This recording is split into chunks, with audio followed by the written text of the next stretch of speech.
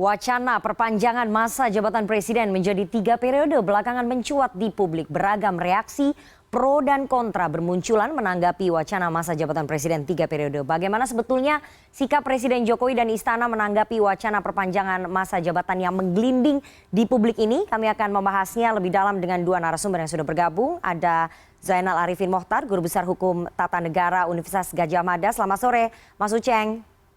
Selamat sore, Mbak. Dan sudah bergabung melalui sambungan telepon Mas Doni Gahral, tenaga ahli utama KSP. Selamat sore Mas Doni. Selamat sore. Oke, saya mau ke Mas Doni terlebih dahulu. Belakangan tiba-tiba menguat sekali wacana perpanjangan masa jabatan presiden 3 periode. Meskipun presiden sudah pernah mengatakan ini menampar wajah saya, menampar muka saya. Sampai saat ini sikap presiden belum berubah, tetap menolak atau bagaimana Mas Doni? Tetap sama, beliau tegas-tegas menolak ya usulan masa jabatan 3 periode karena amanah reformasi adalah membatasi jabatan presiden hanya 2 periode gitu, untuk menjaga supaya kekuasaan tidak menjadi absolut gitu. Jadi saya kira presiden tetap pada semangat itu, tetap pada prinsip itu, dan entah apa yang melandasi sampai muncul spekulasi semacam itu. Oke, katakanlah memang presiden belum berubah sikap, tetap menolak wacana itu, tapi ada langkah politik di MPR RI yang kemudian informasinya sampai kepada rekan-rekan wartawan yang berkembang untuk mengamandemen UUD 1945.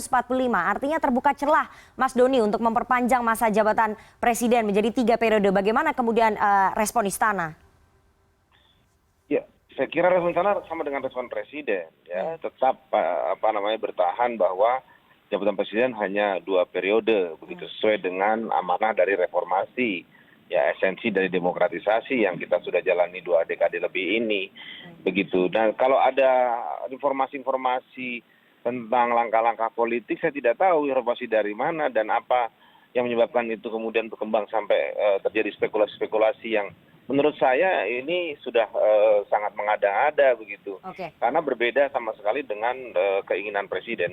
Oke, saya mau ke Mas Uceng. Mas Uceng, Anda melihat ada indikasi-indikasi seperti yang disebutkan oleh Pak Amin Rais, meskipun tadi dipertanyakan oleh Mas Doni dari mana kemudian wacana-wacana tersebut muncul begitu. Ada indikasi-indikasi seperti yang dituduhkan ataupun disampaikan oleh Pak Amin Rais untuk amandemen UUD 45 kemudian mengubah masa jabatan presiden menjadi 3 periode, Mas Uceng? Iya, kalau indikasi saya pikir seharusnya ditanyakan ke teman-teman wartawan lah ya, teman-teman wartawan yang paling tahu indikasi itu. Cuma memang biasanya ada asap karena ada api kan. Yang pertama misalnya adalah salah satu usulan yang banyak dibicarakan itu oleh Pak Bambang Susatyo sendiri di tahun 2019 yang lalu. Saya ingat banyak berita bisa dilacak gitu bagaimana Pak Bambang Susatyo sangat antusias dengan usulan itu, melanjut dengan beberapa tokoh politik, ketua parpol yang juga menyatakan hal yang sama. Itu yang pertama, dan sekarang Pak Bambang Susatyo kan menjadi ketua MPR ya. Barangkali itu signal, barangkali saya mengatakan kata barangkali karena saya harus mengatakan itu barangkali. Yang kedua, kita masih ingat bahwa belakangan MPR memperkuat kembali kajian-kajian soal amandemen Undang-Undang Dasar. Walaupun biasanya amandemen yang dibawa belakangan ini bicara soal GBHN. Saya sering mengatakan, dan saya sudah pernah menulis di beberapa harian, soal GBHN ini kan barang yang tidak terlalu pas dalam sistem presidensial. Karena jangan-jangan, dan memang jangan-jangan ya, seperti yang beredar sekitar beberapa tahun yang lalu, upaya untuk menghidupkan kembali GBHN itu untuk mengubah pertanggungjawaban presiden tidak lagi langsung kepada rakyat tapi melalui MPR. Dan itu berarti bisa jadi proses pemilihan yang pindah MPR gitu, tidak lagi ke rakyat. Nah, sinyal-sinyal itu barangkali yang dibaca plus ditimbuhi dengan pernyataan beberapa tokoh partai politik yang kelihatannya tidak ada masalah dan mengatakan itu hal-hal yang lumrah. Nah, saya sih menaruh hormat ya kepada Pak Presiden Jokowi ketika merespon itu di tahun 2019 yang lalu, nyaris 2 tahun yang lalu ya. Tapi kita tidak tahu apa yang ada di benak Pak Jokowi sekarang. Ya. Saya ingat ketika KPK selalu dikatakan Pak Jokowi ingin memperkuat, tidak ingin melemahkan pemberantasan korupsi dan lain-lain sebagainya, tapi ternyata kan di ujungnya berbeda. Presiden mengeluarkan undang-undang yang menyasar pemberantasan korupsi dan melemahkan KPK. Mas Uceng, artinya ada inkonsistensi pemikiran presiden yang berubah ya? Ulang sikapnya ya, yang sudah dia ucapkan sekitar 2019 yang lalu, sekitar hampir 2 tahun yang lalu. Oke, Mas Doni, kalau menurut Mas Uceng tadi bahwa ada perubahan sikap-sikap presiden yang kemudian menjadi pertanyaan yang dulu contohnya menolak revisi Undang-Undang KPK, kemudian tapi akhirnya terjadi revisi, dan apakah mungkin kemudian sikap presiden bisa berubah kalau melihat koalisi partai pendukungnya yang mayoritas menguasai parlemen kemudian mendukung ataupun mendorong adanya amandemen UUD 1945. Ini bagaimana Mas Doni? Baik, jadi pertama presiden tetap ya pada sikapnya menolak ya, presiden sudah mengatakan secara terbuka itu.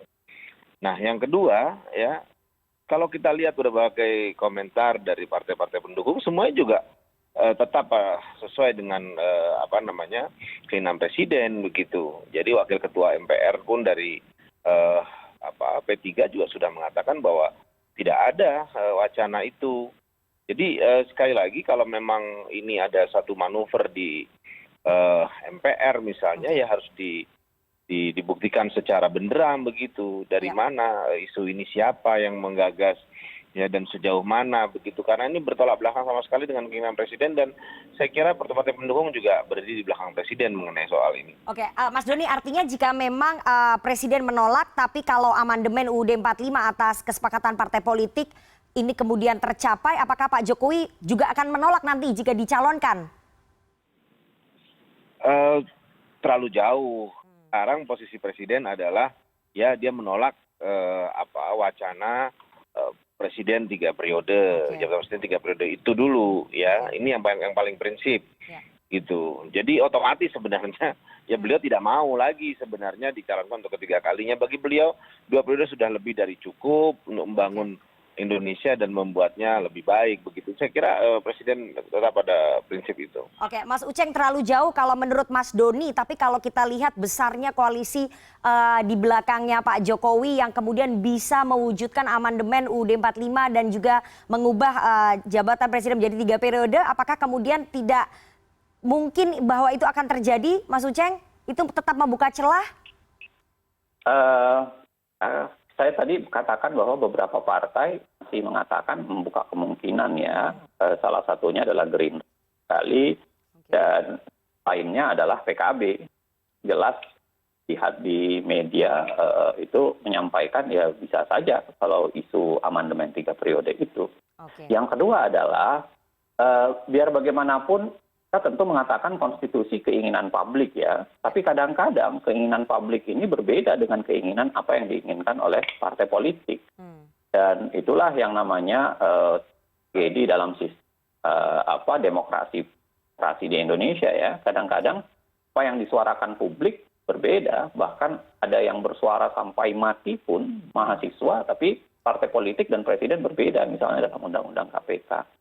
Nah, kontradiksi begini yang kemudian orang sulit membaca Pak Jokowi itu secara mudah. Ya, apakah memang dia tegak lurus dengan apa yang disampaikannya di bulan November, Desember 2019 sampai sekarang. Yang ketiga, kita lihat konstruksi Undang-Undang Dasar pasal 37 itu relatif mudah sebenarnya mengubah Undang-Undang Dasar. Karena usulan perubahan itu hanya membutuhkan 1/3 dari anggota MPR, yang berarti kalau sekitar 575 ditambah 132 itu berarti sekitar 230-an saja untuk kemudian mengusulkan untuk perubahan. Dan kita tahu sebenarnya koalisi pemerintahan Jokowi lebih cukup dari itu. Dan untuk mengubah konstitusi kan cuma butuh 2/3 kehadiran dan setengah plus 1 persetujuan. Yaitu kira-kira hanya berapa ratus, 300-an lebih dari anggota MPR itu bisa melakukan perubahan. Nah, ini barangkali yang dibaca oleh kita semua, sinyal yang kalau dikoneksikan itu sedikit sedikit jadi pertanyaan dan pertanyaan. Makanya saya bilang tadi bahwa ada baiknya kalau memang asapnya ini ada, cepat-cepat dipadamkan. Dan pernyataan Pak Jokowi secara langsung menurut saya itu adalah bagian akan mungkin pakai untuk memadamkan asap yang beredar itu. Oke, Bang Uceng, kita berharap itu tidak akan terjadi, tapi Anda perlu menyampaikan dampaknya apa bagi demokrasi kita jika memang betul-betul amandemen 45 itu dilakukan, amandemen terhadap Undang-Undang 45 itu dilakukan dan masa jabatan presiden menjadi 3 periode. Dampaknya apa terhadap sistem demokrasi kita? Singkat saja, Mas Uceng. Ya, yang pertama adalah godaan otoriter menjadi tinggi ya, karena kita menganut sistem presidensial. Sistem presidensial itu memang bahayanya adalah godaan menuju ke arah otoriter. Ya. Yang kedua, kalau kemudian panjang masa jabatannya, ya kesempatan untuk pelanggengan kekuasaan itu akan makin panjang dan membunuh kesempatan untuk adanya calon kandidat-kandidat lain untuk memilih untuk menjadi pemimpin. Yang saya khawatirkan sebenarnya adalah yang saya katakan tadi, MPR seakan-akan datang dengan usulan GBHN yang kelihatannya tidak ada berkorelasi, tetapi GBHN ini agak tricky dalam sistem presidensil. Itu sebabnya waktu kita menuju ke sistem presidensil kan GBHN dihilangkan kan, karena memang tidak fit. Nah, ketika mau dihidupkan lagi GBHN, jangan-jangan inilah pintu masuknya ke arah kontrol kepada presiden oleh parlemen, ya, dan bahkan kemudian berimplikasi ke proses pengangkatan presiden, proses pemilihan. Dan kalau itu terjadi, banyak sekali yang kemudian implikasinya. Salah satu implikasinya adalah ya kehilangan itu langsung menentukan pemimpinnya, karena kemudian diambil alih lagi kembali oleh MPR. Juga kita bergeser dari sistem presidensil menjadi model yang ya barangkali semi presidensial atau semi parlementer. Apa implikasinya? Banyak sekali implikasinya ke dalam ke masyarakat tentunya, termasuk ke dalam sistem tata negara, sistem ketatanegaraan kita yang sampai saat ini menganut soal demokrasi presiden. Oke, baik. Nanti kita tagih dan juga kita tunggu komitmen pernyataan dari Presiden Joko Widodo yang benar-benar menolak adanya wacana perpanjangan masa jabatan 3 periode. Nanti kita akan tagih lagi ke Mas Doni dan juga kita kawal bersama nanti Bang Uceng bagaimana implementasinya dan juga kontestasinya nanti di DPR akan seperti apa. Tapi terima kasih sekali 2 orang narasumber yang sudah bergabung bersama saya. Sore hari ini ada Bang Zainal Arifin Mohtar, Guru Besar Hukum Tata Negara Universitas Gadjah Mada, dan Mas Doni Gahral, tenaga ahli utama KSP. Terima kasih sekali Bapak-Bapak atas waktunya kepada CNN Indonesia Newsroom sore hari ini.